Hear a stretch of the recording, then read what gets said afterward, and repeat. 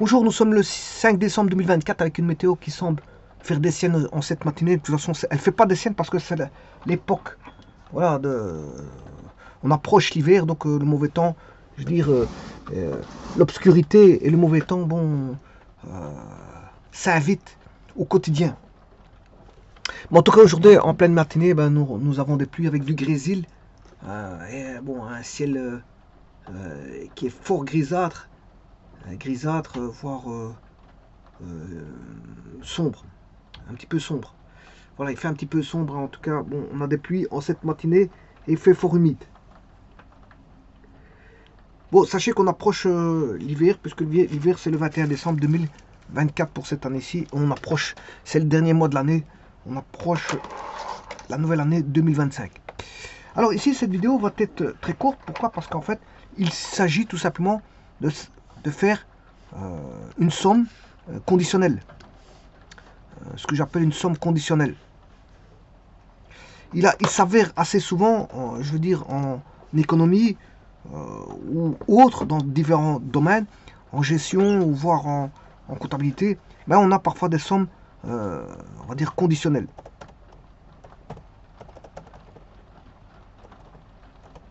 Alors cette somme conditionnelle, ben, comme son nom l'indique, elle est conditionnée, il y a une condition qui va, voilà, c'est la condition qui va imposer de faire l'opération. C'est-à-dire, en d'autres termes, une condition, ouais, c'est pas ça, c'est vraiment pas ça, je m'excuse, je me suis complètement trompé. Voilà, c'est losange. Voilà, ça c'est un bloc, voilà, logique. Voilà, ça, on va dire la fonction, une partie de fonction d'un organigramme qui est le test. Son rôle, c'est de faire un test. Voilà, ça c'est un test. Et bien sûr, c'est un test conditionnel.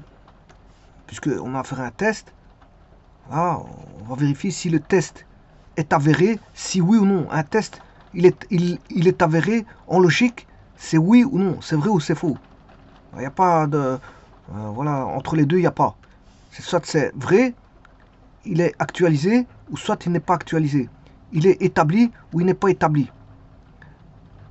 Voilà. Donc on peut passer à l'opération suivante dans les conditions.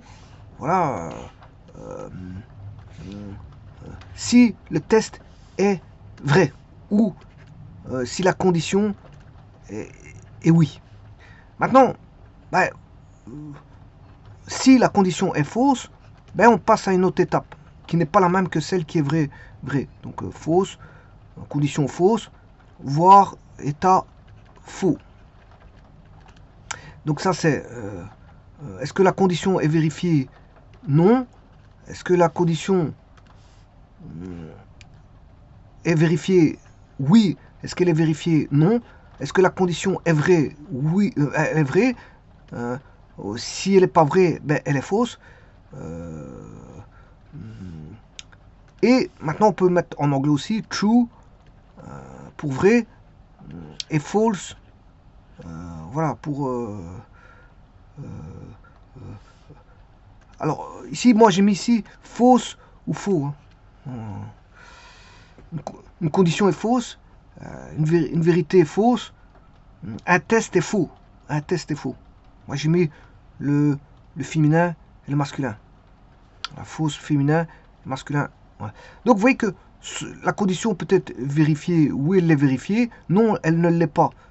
La condition peut être vraie ou fausse, le test peut être vrai ou faux, ou en anglais, voilà, la condition is true, the condition is true, the condition is false. Et dans les deux cas de figure, on a deux chemins possibles. Bon, parce que c'est soit vrai ou soit faux, il n'y en a pas 56 000. Là, à ce moment-là, vous effectuez l'opération. L'opération au cas où c'est faux. Opération au cas où on a le chemin qui est faux. Opération que j'appelle, voilà, suivant condition.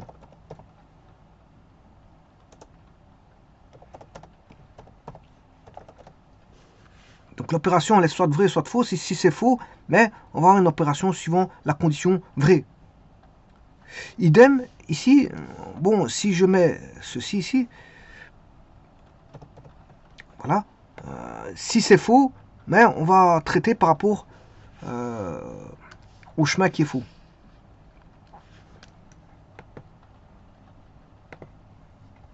Donc on a deux possibilités,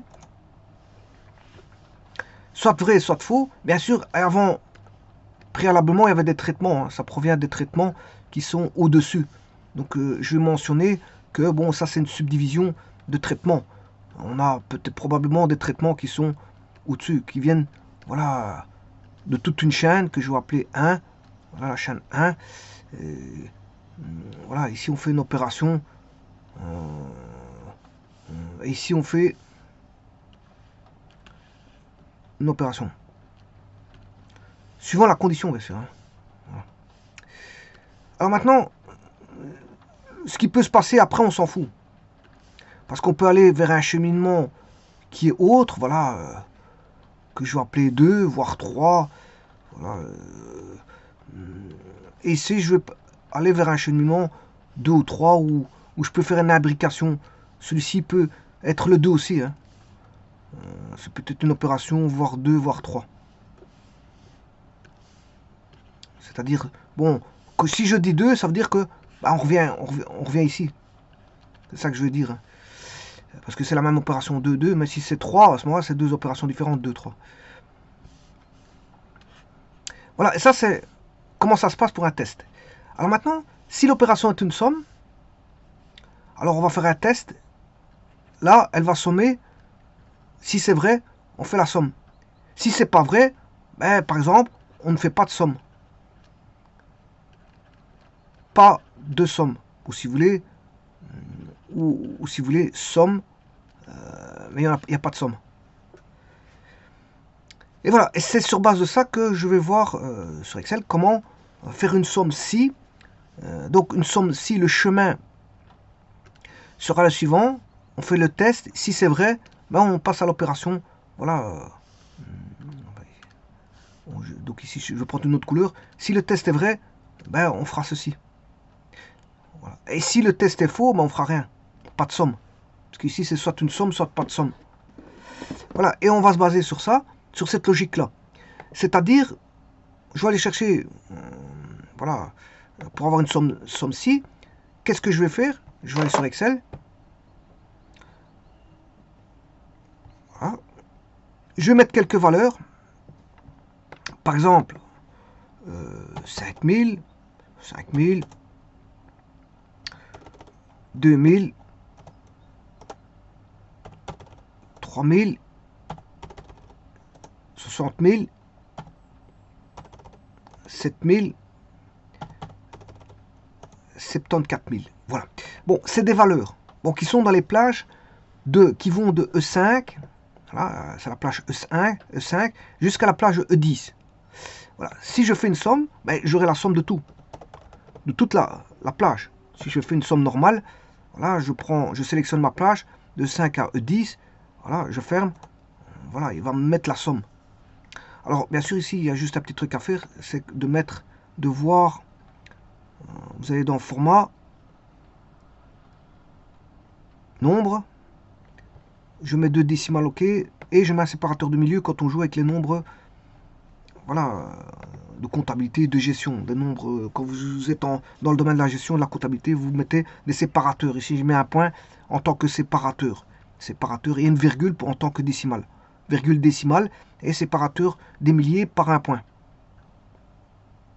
Comme ça, la lecture est plus lisible parce qu'on ne peut pas se tromper en comptabilité ou en gestion. On ne peut pas se tromper parce que si vous vous trompez, ben, vous êtes fortement, je veux dire, mis en porte-à-faux, mis en défaut, mis en ce que vous voulez, mais en tout cas, vous êtes visé vous pouvez être visé par vos collègues. Si vous vous trompez, on peut considérer ça aussi comme, je veux dire, une corruption, parce que je veux dire, on va croire que ça a été établi, je veux dire, de manière fallacieuse, mais en fait non, on peut se tromper aussi. Hein. Normalement, on peut pas se tromper. Justement, le but de la manœuvre, c'est pas en comptabilité, on peut pas se tromper, parce que si vous jouez avec les chiffres d'une entreprise, Ben, c'est pas vos chiffres à vous. Hein. Si vous trompez, bon, dans vos chiffres, dans le cadre, voilà,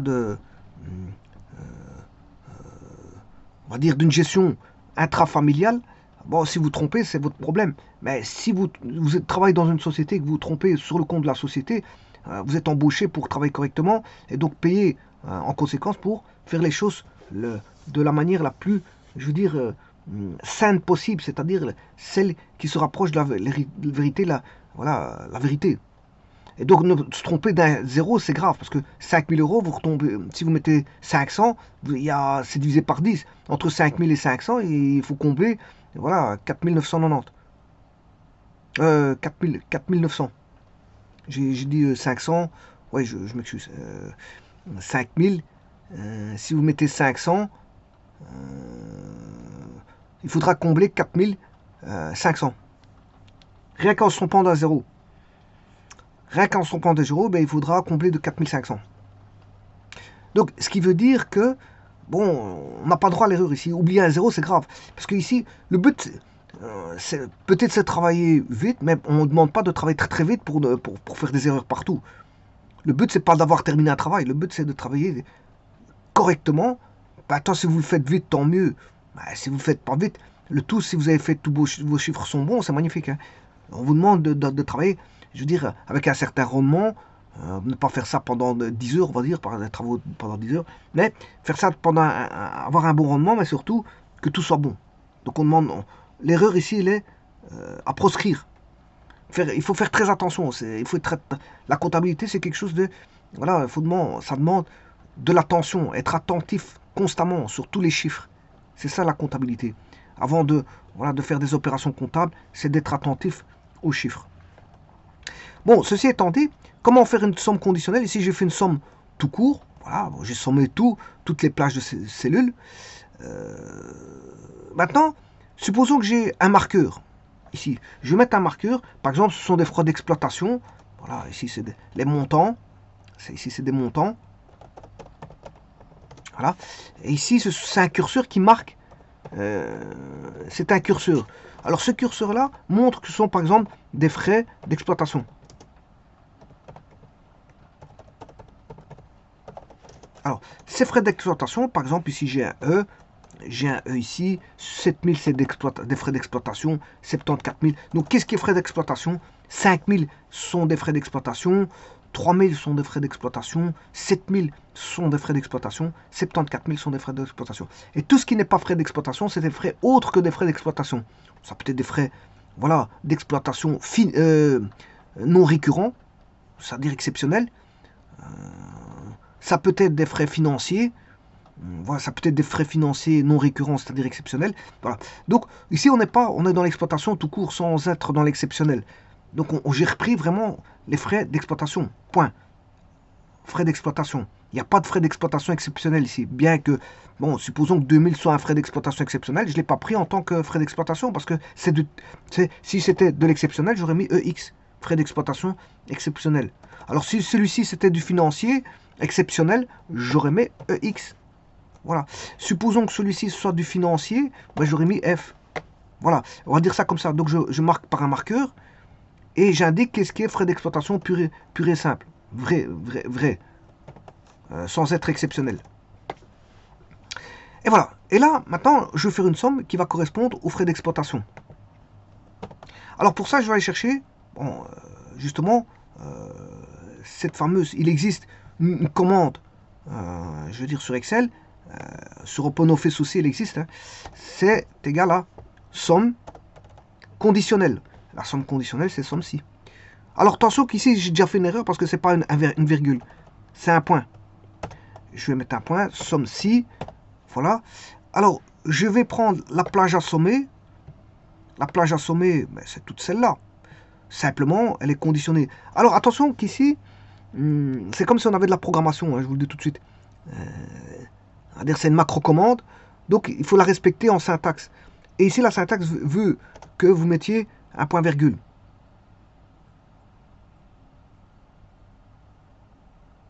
Et attention que ici, non, je me suis trompé ici. Bon, ici, je me trompe parce que... bon, on va regarder. Alors, ici, je vais mettre A. Je m'excuse, il n'y a pas de A. Alors, je vais la tester, hein, parce que bon, je dis pas que c'est Corbon, mais je vais la tester. Point virgule, où se trouve le E? C'est ici. Alors, je referme. Donc, ça, c'est pas bon. Alors, on va déjà regarder s'il n'y a pas une erreur. Alors, égale E. Non. Alors, ça fait 0. Bon, je vais interchanger ceci. Je vais mettre tout d'abord F5, F10, E5, E10. Voilà, là il a mis la somme. Donc je m'étais trompé. Voilà, l'erreur elle est la suivante. C'est quoi? En fait, il faut d'abord mettre la colonne où se trouve voilà, le curseur. Voilà, le curseur. Et à partir de là, mettre la condition. La condition, c'est la lettre E. C'est de découvrir qu'il y a la lettre. Ça vaut E, c'est égal à E. Et puis après, là, c'est la somme. E5, E10, c'est la somme. Voilà. Alors là, j'ai inversé. Vous voyez que j'ai fait l'inverse. Hein. Alors ici...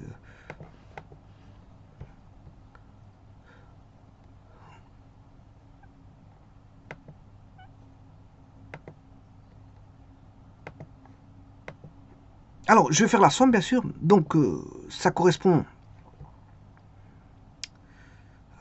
égal.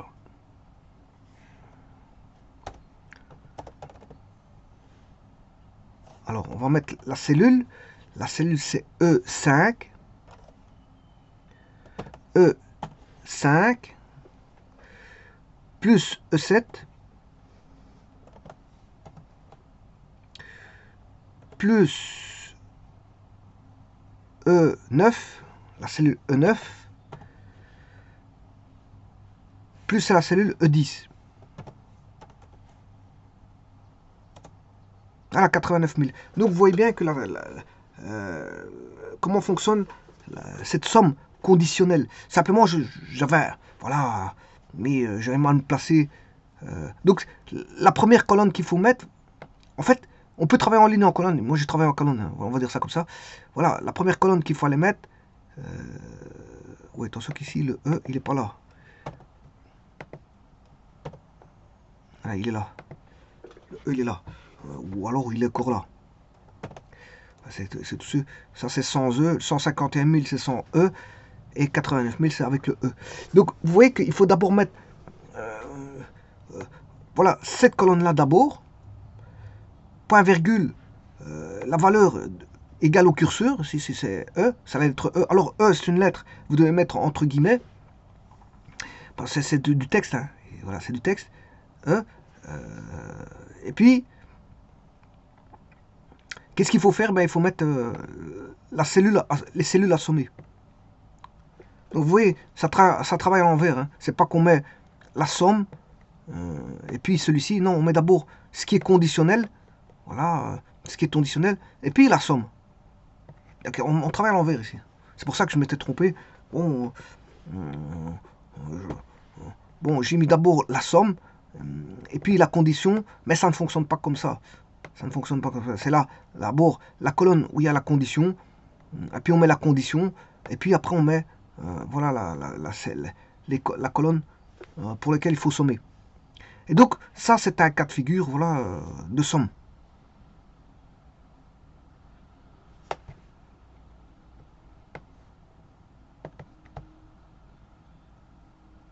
Parce que pourquoi je montre ceci? Parce que si je mettais un filtre, on va mettre un filtre ici. Alors, je vais chercher un filtre. Données. Filtre. Je vais filtrer en fonction voilà, du E. Voilà, j'ai tous les... Mais si vous faites une somme, vous n'aurez pas, je veux dire, 89 000. Hein, regardez bien. Parce que lui, il reprend les sommes qu'il y a derrière. Somme. Alors, je vais aller de la cellule là à la cellule là, ne croyez pas qu'il va faire, voilà, il va mettre 151 000. Il va pas mettre les 89 000.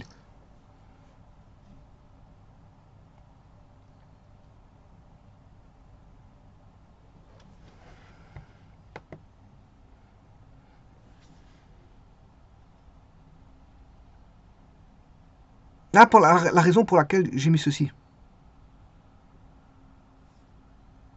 Parce que si vous faites une somme, lui, il va remettre tout le tableau qu'il y a derrière ceci. Voilà, il va, même si vous avez filtré, il va vous mettre la somme totale. Hein.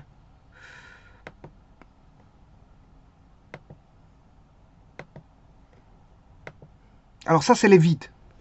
Voilà, c'est les vides.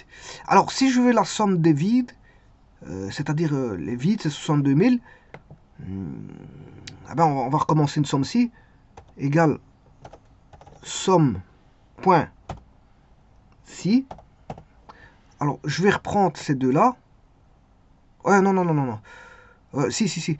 Je suis pas obligé de filtrer. Hein. On sait bien qu'on va avoir 62 000. Hein. Comme ça, vous le savez, on va avoir 62 000. Bon, je vais remettre tout le tableau. Voilà. Voilà. Alors, ici, je vais remettre en somme vide. Ceux qui sont vides uniquement. Ici, c'est tous. C'est la somme de tous. Voilà. C'est-à-dire, c'est les E et les vides, les cellules vides.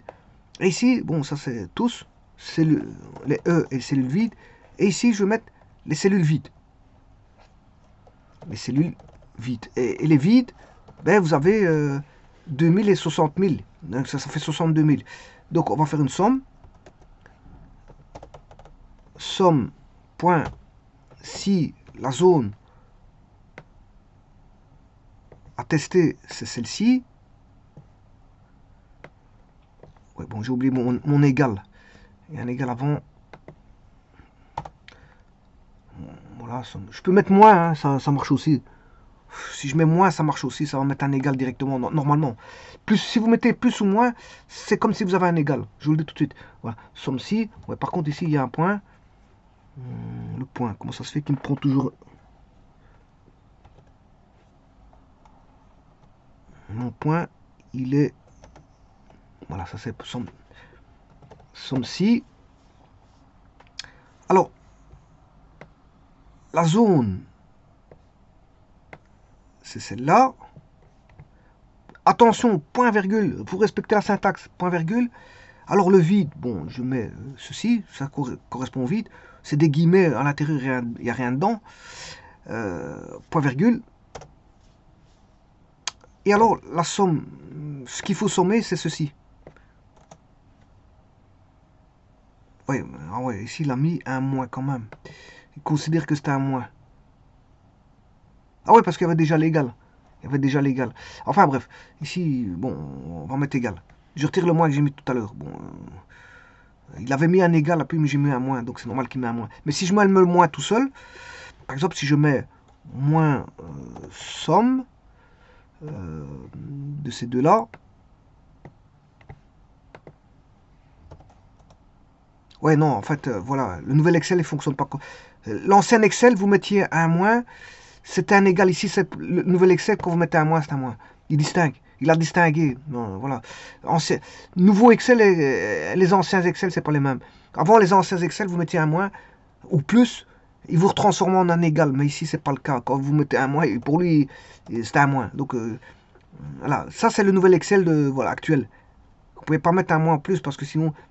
Par contre, si je mets un plus, on va voir qu'est-ce que ça va donner si je mets un plus. Plus.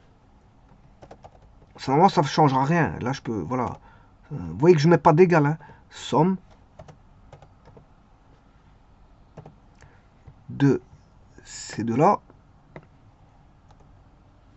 Voilà, un plus, vous pouvez mettre un plus à la place du égal, mais pas un moins. Parce qu'un moins, il va le convertir en un moins. Voilà. Alors qu'avant, quand vous mettiez un moins ou un plus, ça signifiait égal. Mais maintenant, ils ont distingué. Ils ont distingué moins plus. On va dire ça comme ça. Voilà, donc ça c'est pour la formule somme si. Comment elle fonctionne un petit peu, voilà. Qui est très intéressant dans le cadre de la comptabilité, la gestion de comptabilité. Et dans le cadre, voilà, de traitement, de filtre. Et donc, les filtres, je vous rappelle que c'est une espèce de table de base de données. Hein. Vous faites un critère de recherche en fonction, voilà, euh, d'un indicateur qui est un marqueur ici. Le marqueur ici, c'est voilà, les frais d'exploitation. Et donc, c'est comme si on faisait une requête. C'est une requête, voilà, on va dire, d'une architecture structurée qui est ici, voilà, basée sur des lignes et des colonnes, hein. Des lignes et des colonnes. Donc, c'est un tableur. Et donc, avec un tableur, on peut en faire, voilà, des traitements de base de données, je veux dire, euh, on va dire, simplistes. Simplistes. Parce que si vous voulez quelque chose de plus compliqué, au niveau de l'architecture des bases de données, à ce moment-là, vous prenez voilà, Access. Access ou des bases de données plus importantes en fonction voilà, de, euh, de vos besoins au niveau des bases de données. Je vous remercie.